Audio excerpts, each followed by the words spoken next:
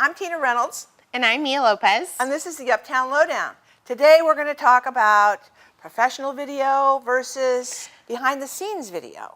Why don't you start? Okay. Behind the scenes. Behind the scenes. What do you need? So if you were to turn off all the cool special effects we have right now, you'd see that we would have lights, we have a green screen, we have a team of people working near us, and that is the behind the scenes look. You get to see what's happening. You get a little feel for what goes into the work that we do every day. And so you can do that with any organization, any company, any product, showing what really makes your organization unique and the people that are putting in the hard work and hours every day to make it happen.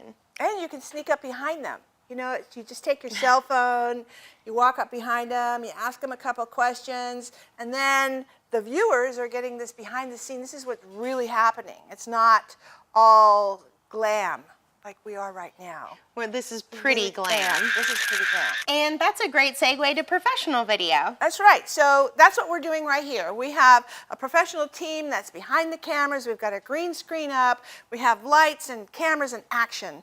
What we're doing here is we want to present ourselves in the very best light so that it's clear and easy, fun and popular, and you're getting the tone and our personality in a professional manner.